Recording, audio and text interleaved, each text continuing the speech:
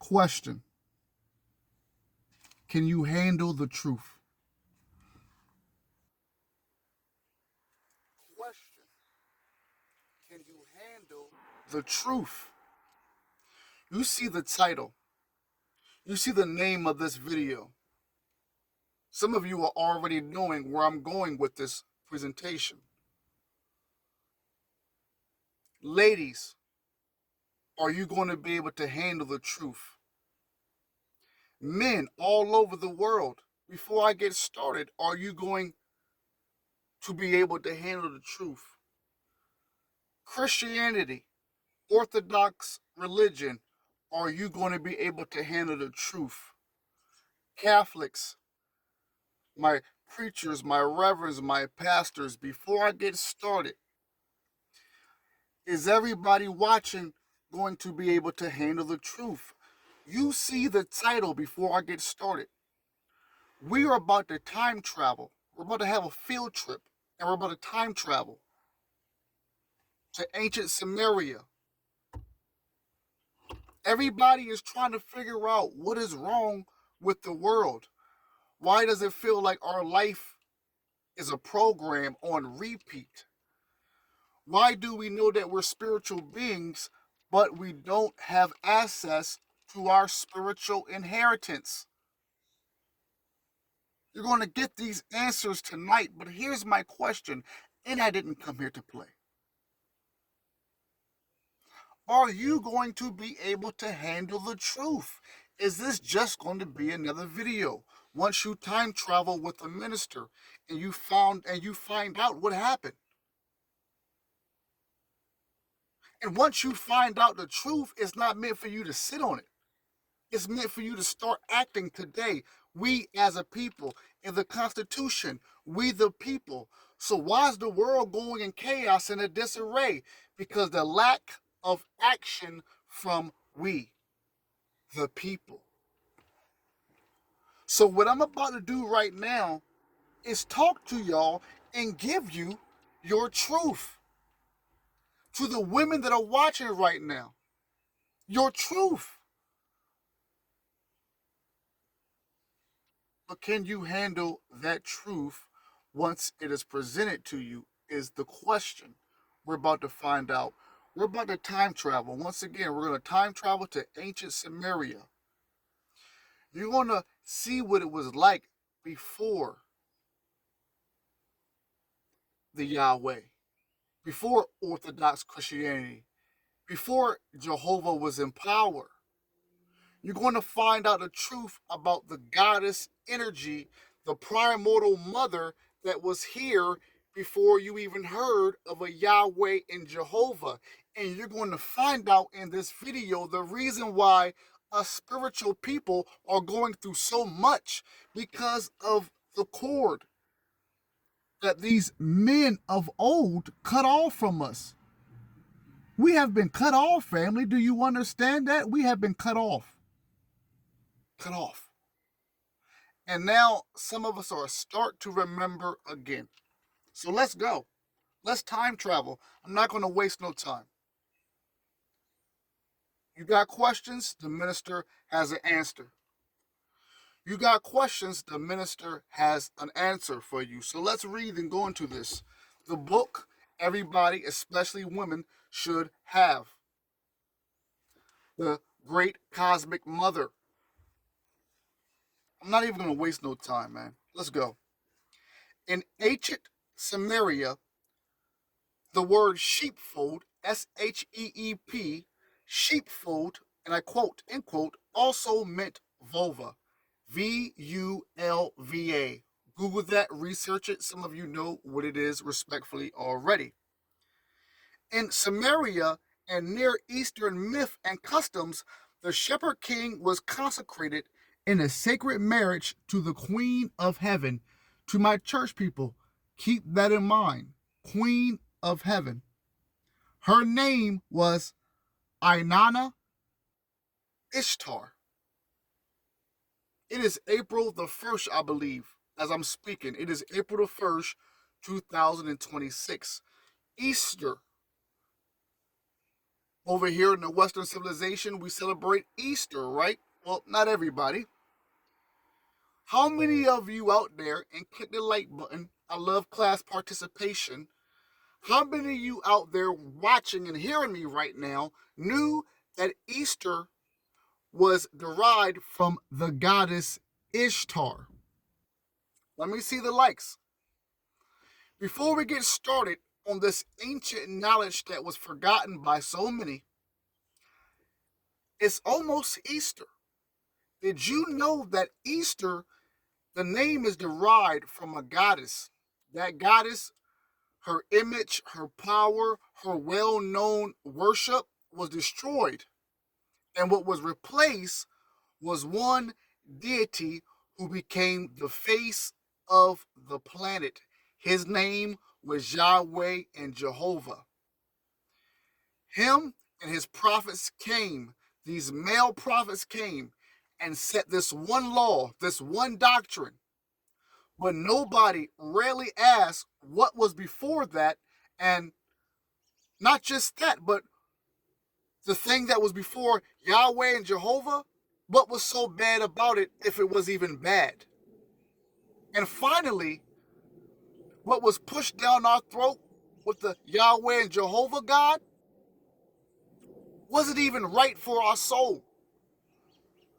We the people though, right? You're going to learn today. Oh, you're going to learn today. Let's spin around the block and read this again. In ancient Samaria, sheepfold, keep that in mind, it's wordplay. It's wordplay. Sheepfold, quote unquote, like a sheep, quote unquote, sheepfold, Fold, also meant vulva, Vulva. Now, in Samaria and Near Eastern myths and customs, the shepherd king was consecrated in a sacred marriage to the queen of heaven, Inanna Ishtar. Ishtar is spelled Ishtar. And you can also spell Inanna as Inanna. Let me stop right here because this is class. A lot of pagan holidays are worshipped in the Western civilizations. They have been remixed, tainted, diluted. They come from ancient tribes and societies way before the ones you think. Ishtar is a goddess, one of many. Tonight, you're going to learn and find out, women, how you're doing. Ladies out there watching, how you're doing. You're going to find out that before the male god known as Yahweh, the jealous god known as Yahweh, there were many goddesses that were there, that were worshipped, that when it came to cultivation, fertilization, when it came to the seasons, the people knew that relying and trusting on the divine mother energy was the thing to do. As time passed, there was a new set of people that came and they changed the whole dynamic in the worst way. Over thousands and millions of years later, we the people have been suffering for what the patriarchal society remixed in the worst way. And now you got women that go against the own knowledge that women ran the world, or that the divine energy, the mother goddess, ran everything in the most divine way. So think about that before I go back and read this, and before we continue with our time travel and field trip into the ancient Samaria. In 2026, we have women of the world that would say it is poppycock. It is flabbergasted. It is ludicrous to think that the old world was ran and was worshipped. Everything was about the divine power of the goddess energy. But it was. Let's keep reading. Under the erotic-sized veils of the beautiful young queen was the primordial great mother, she of the fruitful Neolithic garden. As Thomason points out, The shepherd king Dumzi, that's spelled Dumuzi, ensures the prosperity of his people by, and I quote, being a good lover to the goddess Inanna. The biblical King David was also a sacred shepherd.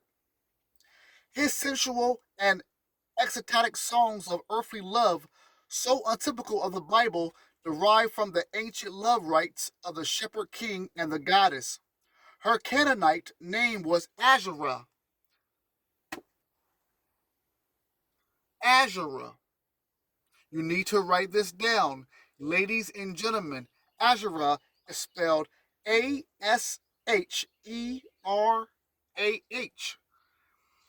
God had the God you call Yahweh, the God that many people in church till this day worship, the jealous God, the demiurge, known by the Gnostics. He had a consort, or he had a wife. His wife's name was Asherah. Consort is an ancient name for a wife or companion. Consort. Consort. The God that many people go to church and worship and praise, especially on Sundays, had a wifey, had a boo thing, had a bae. And his bae name was Asherah. For those who have pen and pad on this field trip, the name is Asherah. And once again, let me stop here, because I know what type of people that are tuned into the Cosmic Christ University. You go about your everyday life thinking that, life is on repeat. Nothing changes, everything is the same. It's because you're stuck in a program. A lot of people grew up in church and they accepted what was fed to them. They didn't question it. Some of you right now would think it is crazy talk for me to sit here and talk to you with information that you can research today, now, about the God that most of you go to church and praise. He had a wife. He had a consort. Her name was Asherah. Now, let's keep on going. She also had a name of Astarte, Astarte, and also Ashtoreth, Ashtoreth. You should be writing all these down because you can research this. You don't have to just go off what the minister says. Now you can research this and say, oh my God, it's true. Jehovah, Yahweh, God, whatever we call him, he did have a consort. He had a wife. Her name was Asherah. They would worship beside each other. But let's keep on going. The settled people of the Old Testament, like everyone else in the Near East, practiced goddess worship. Let me say that again. The settled people of the Old Testament, like everyone else in the Near East, practiced goddess worship. The Old Testament is the record of the conquest and massacre of these Neolithic people by the nomadic Hebrews, follower of a sky god, who then set up their biblical god in the place of the ancient goddess. Let me stop right there. The minister is only 13 minutes in. What are you talking about? Truth. Can you handle the truth? That when the minister is in your face with the truth. You watch a lot of YouTube videos. You say you spiritual. You say you ready for the truth. Okay, here it is. Here it is. You gotta take my word for it. What are we talking about here? I just told you something that you should marinate on. I'm gonna read it again so you can marinate on it. Of course, so it has more flavor once it goes through the soul, that is. Listen to this. I didn't come here to play. We got family, even if you don't go to church, you got family members that have been going to church 40, 50, 60 years listening to lies. Not even half truth. Lies. They never told you that the God in the Bible had a wife. They never told you that, and we're going to discuss Deuteronomy in a few. I said we're going to discuss Deuteronomy, and the Bible in a few.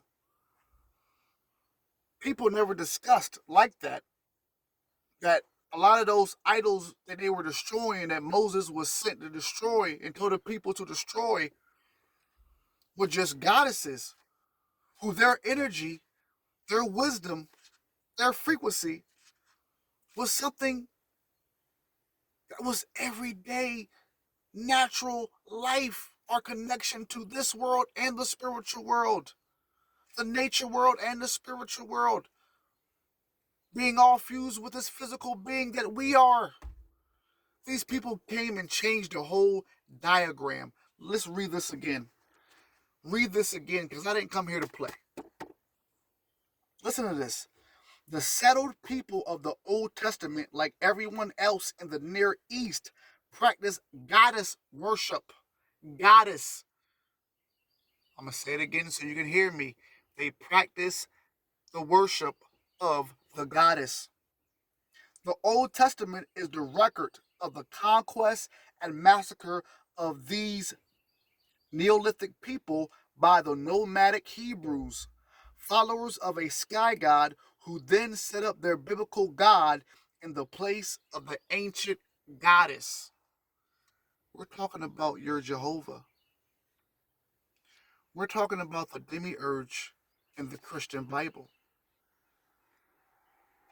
Let's keep going. It's still early. The biblical Hebrews were a nomadic, pastoral, and patriarchal people. Tribes of sheep herders and warriors who invaded land belonging to matriarchal Canaanites. Now remember, patriarchal is all about masculine, manpower, warrior power, as far as just in its absence connected with the divine feminine. The matriarchal society, the matriarch was the divine mother, the original origins of God's people. When the patriarchal people took over, their main mission was to destroy everything that was connected with goddess worship. So when the Bible reaches Deuteronomy, you are witnessing that in real time. And it was told to the people in church that that was a good thing. But you're going to find out why that wasn't a good thing at all to do. Wow. The biblical Hebrews were a nomadic, pastoral, and patriarchal people, tribes of sheep herders and warriors who invaded land belonging to the matriarchal Canaanites. Both Hebrews and Canaanites were Semitic people. I said both Hebrews and Canaanites were Semitic people. The Canaanites lived in agricultural communities and worshiped the orgastic, ecatastic moon mother, Astarte, and that's Astarte. And if the minister may be chopping these names up, you can Google them. You can Google them. That's why I spell them out. You can Google them. But the moon mother, the divine mother or the mother energy, has always been connected with the lunar energy. But let's keep on going. Once again, the biblical Hebrews were a nomadic, pastoral, and patriarchal people, tribes of sheep herders and warriors who invaded land belonging to the matriarchal Canaanites. Both Hebrews and Canaanites were Semitic people.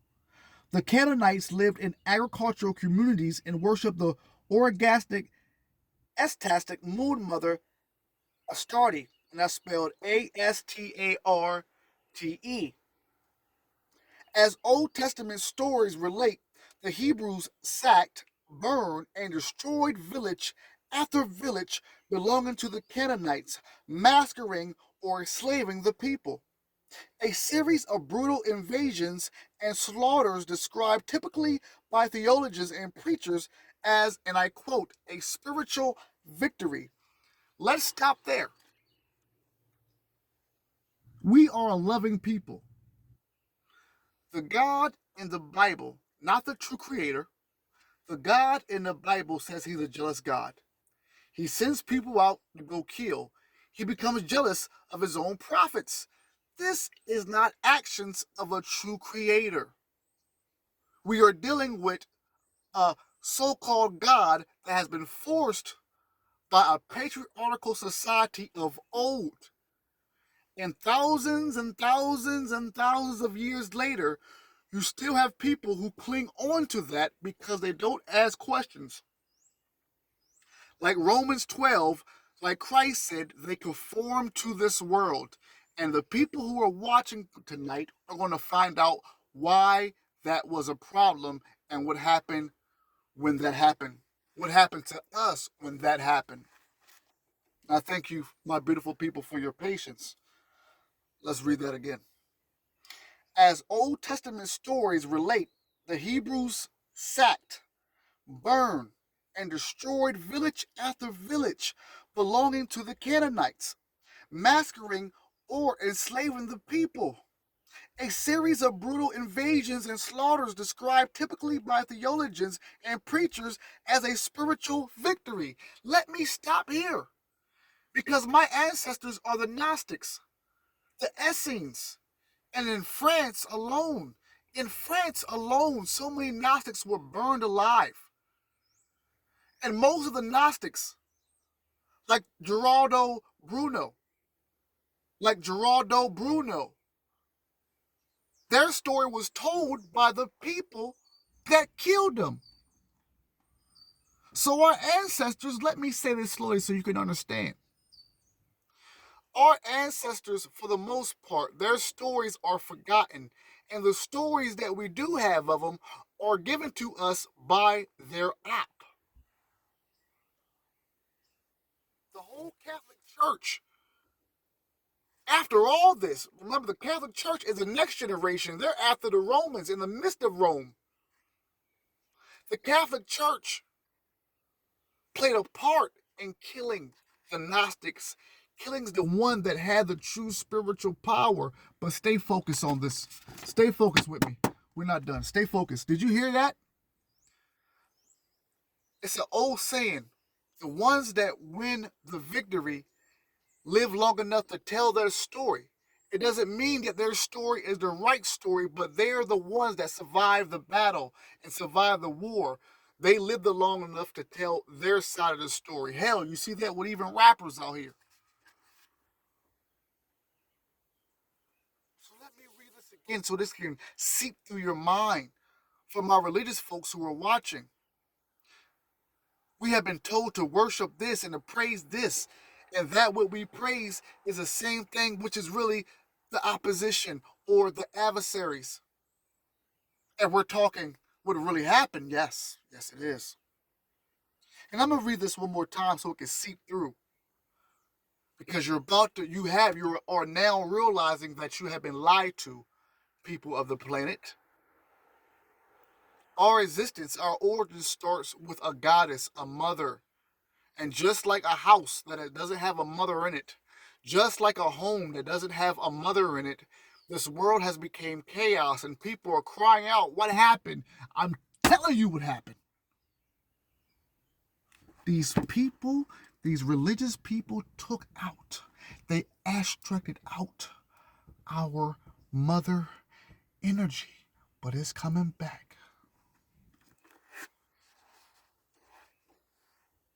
But you can handle the truth, right? I'm not done. Once again, as Old Testament stories relate, the Hebrews sacked, burned, and destroyed village after village belonging to the Canaanites, massacring, that means murdering, massacring or enslaving the people. A series of brutal invasions and slaughters described typically by theologians and preachers as, I quote, a spiritual victory. They call murdering these people, burning these people alive, a spiritual victory. Let's keep going on. In this way, the Hebrews established themselves on the land, along with the worship of their sky and thunder god, Yahweh, or Jehovah. Sky and thunder god, oh, I know it makes you think of Greek Zeus, don't it?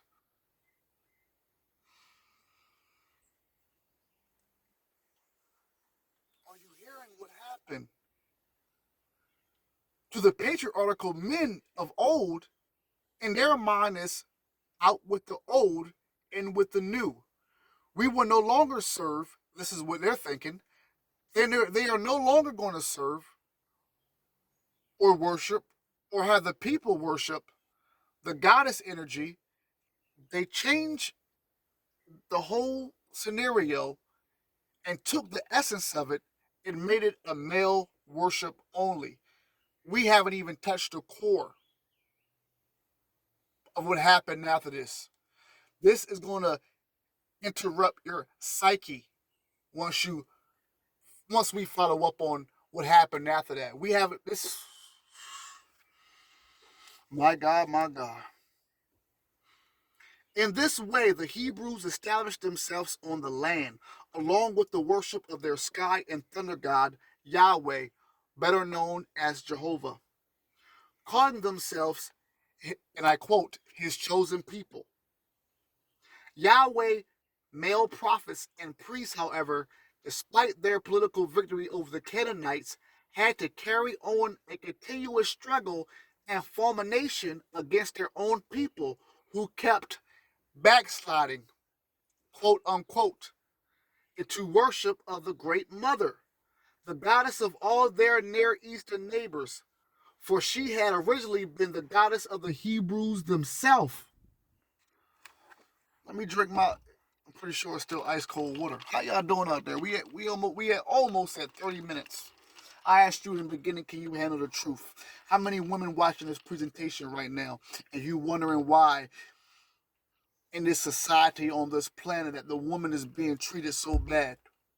We haven't even scratched the surface, but you're going to get your answer. We haven't even scratched the surface to your question, ladies, but you are going to get your answer. People were looking around and trying to figure out why there is so much war, so much chaos. Is because the men of old took over, erased what was naturally inherited in us. And you can sit down and be comfortable about that. And we still is we the people. We the people. I'm challenging my women to not just listen to the minister, but grab the book and research. Because women, at the end of the day, it begin with you, and it's going to have to end with you. If we're going to see the paradigm shift, if we're going to see the paradigm shift and really get to the true golden age that we deserve, we're going to need women, divine, natural woman, to activate their cosmic mother power. Let's keep on reading. Yahweh's male prophets and priests, however, despite their political victory over the Canaanites, had to carry on a continuous struggle and fulmination against their own people, who in their eyes kept backsliding into the worship of the Great Mother, the goddess of all their Near Eastern neighbors, for she had originally been the goddess of the Hebrews themselves. Imagine being a part of this new world order. And to be a part of this new world order, you have to destroy the very foundation that you come from. Let me say that again, because this is what's going on. We're about to talk about Deuteronomy in a few, but this is what these Hebrews had to go through. They are now creating a new world order where it's, in their eyes, death to the matriarchal and the worship of the mother god. And now we're going to change that, and we're going to make it only a male worship thing. We lost a lot when they did that, family watching. Did you hear me? We lost a lot. And now in 2026, you have God's people who are stuck, confused, lost, like a baby that has just been snatched away from his mother. And that's what happened. We were snatched away from our mother. Let's keep on going. The constant fight against matriarchal religion and custom is the primary theme of the Old Testament. It begins in Genesis with the takeover of the goddess garden of It begins in Genesis with the takeover of the goddess's garden of immortality by a male god and the aversion of all her sacred symbols: tree, serpent, moon fruit, woman, into icons of evil. We're talking about the Garden of Evil. Excuse me, we're talking about the Garden of Eden. We're talking about the Garden of Eden. In that Garden of Eden was all the symbolic tools and magic and pathways of the Divine Mother. That male god, Jehovah, represents the destruction of the old worship of Mama. Let's read this again. I thank y'all for your patience. I'm going to try to go in another 20 minutes.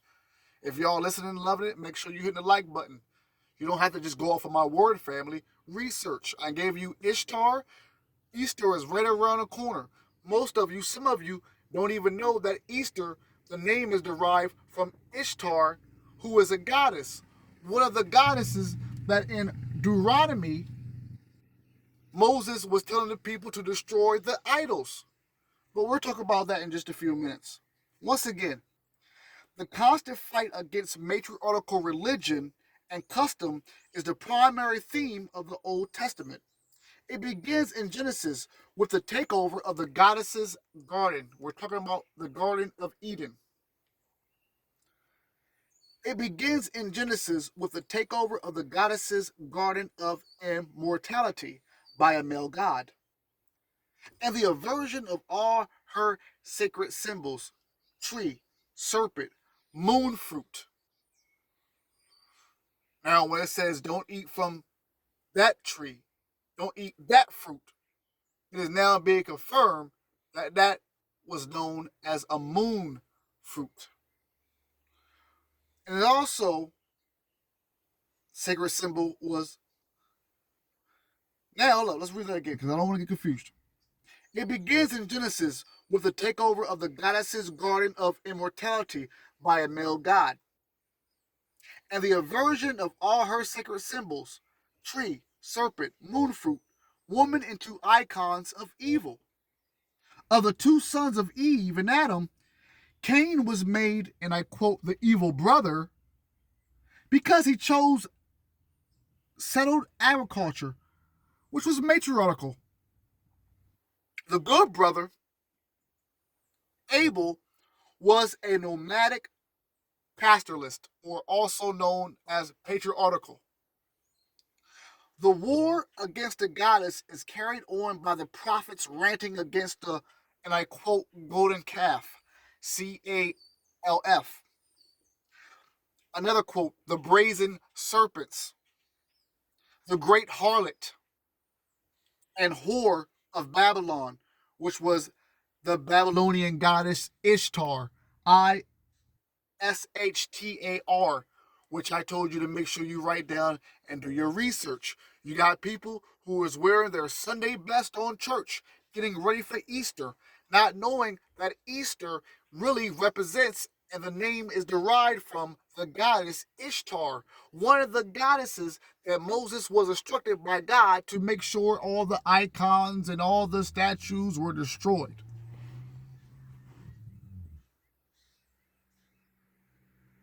Are you with me now? Don't lose me. I'm not going to let you lose me, folks out there watching. I'm not going to let you do it.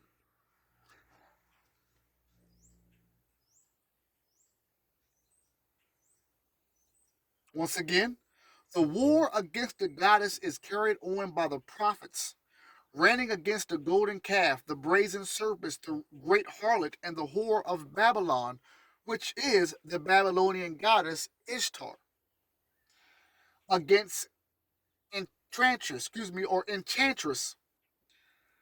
phytonic diviners, and those who practice witchcraft. It is in the prophet's war against the Canaanite worship of stone idols, the triple moon goddess worship as three horned pillars, or menhirs, Menhirs. One of her shrines was on Mount Sinai, which means mountain of the moon. Church people, did you know Mount Sinai meant mountains of the moons? or mountains of the moon? Moses was commanded by the Lord. That's a quote. Moses was commanded by the Lord to go forth and destroy these idols, who all had breast. Wow. 35 minutes? Think about that, y'all. Think about the woman. And remember, I told you, I'm hitting your psyche. Think about the woman that go to church. Think about the female pastors who, even in their Bible, they don't really want females preaching and standing behind a pulpit giving the word anyway. Right? And then in Deuteronomy, Moses tells the people this command that is instructed from God Himself to destroy all the idol worshiping, all the statues. Now, ironically enough, all the statues that were destroyed had breasts on them, meaning that these were goddesses that He wanted to destroy so He can wipe out the knowledge, the memory of the people of tomorrow, us, of even knowing that our original energy and divinity came from the Divine Mother.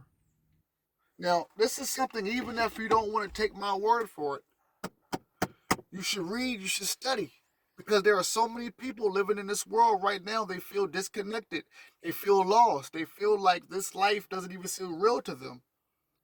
I'm giving you an answer. I'm giving you a pathway so you can understand why this has happened. I'm going to be doing a series on this. It is time for everybody to wake up, especially women. I just said triple moon goddess. Scientists are now telling you about dark matter that has approached this earth. It's 80 or 85% of our planet is consumed by this foreign dark matter, which is also known as the triple black goddess. They talk about Kali Yuga. But if you don't know about this stuff, you're not going to be prepared for what happens next.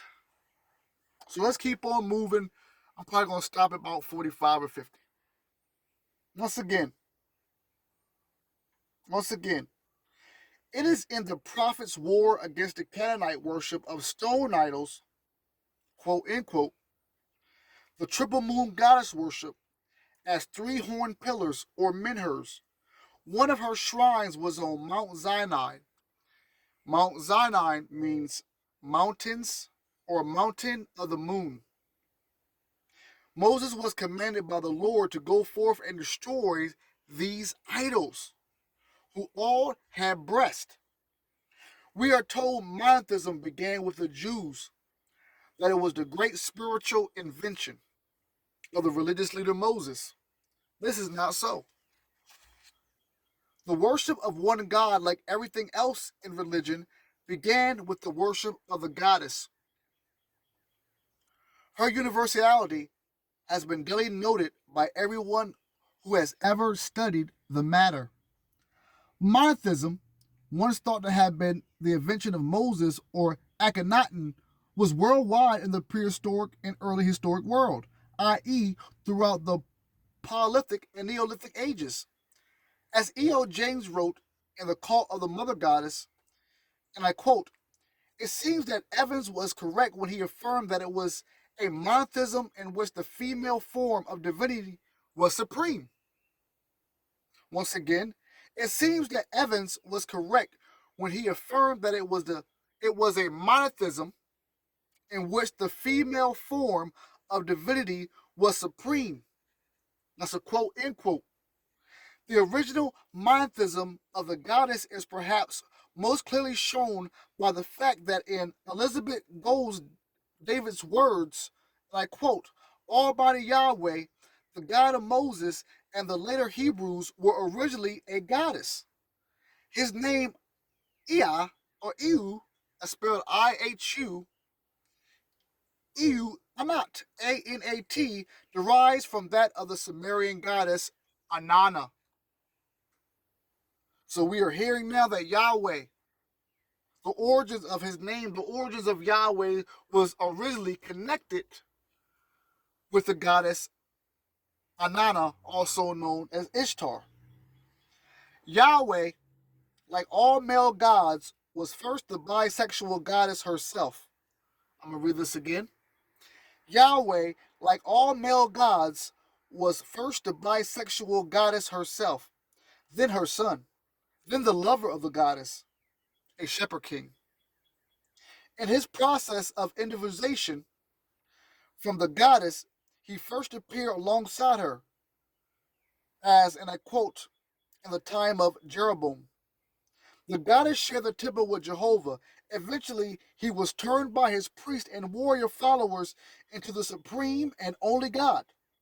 To enforce this new regime, the old goddess religion was damned, her people slaughtered, and the mostly stolen mythology of the new male god was written down by male prophets, a word that also meant poet, and thus given textual authority as the word of God. But still, the unimprovable original maintained her influence in the hearts, bodies, and minds of the people. And I quote, so deeply ingrained was the goddess cult in Palestine that it survived all attempts at drastic reformation by the Yahwehists until the end of monarchy. Now, a lot of people talk about Baal. You hear a lot of TikTok videos and people talk about Baal being the evil devil, evil Satan, not knowing the truth, only hearing half the story. Let's find out about Baal before we end this video. I said let's find out about Baal, Baal, before we end this presentation. Baal, once again, you can write this down. You see a lot of people talk about Baal being evil, wicked, Satan, all that stuff. Evil God. Do your research. It's not true, but we're going to find out. Baal is one of the gods hated so drastically by the biblical Hebrews. Baal is Lord. That's a quote. Baalist means mistress and fair one, and the goddess was directly related to the Baal, B-E-L, of the witches. Beltane in pagan Europe.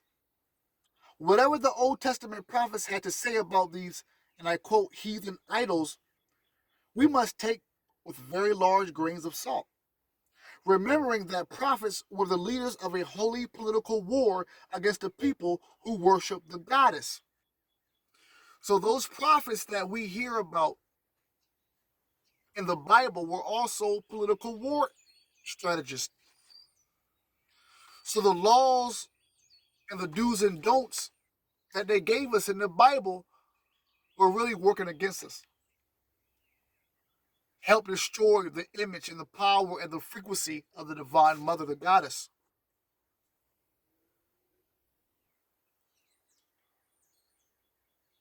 Once again, whatever the Old Testament prophets have to say about these, and I quote, heathen idols, we must take with very large grains of salt, remembering that the prophets were the leaders of a holy political war against the people who worship the goddess. Moses, then, was not the inventor of monotheism or the recognition of one God.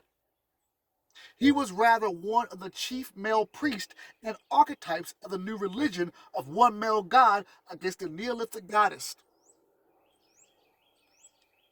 Now, I'm going to stop there because this is just chapter 1 of the series. I want to see where people's mind at. I want to see where people's interest is with this.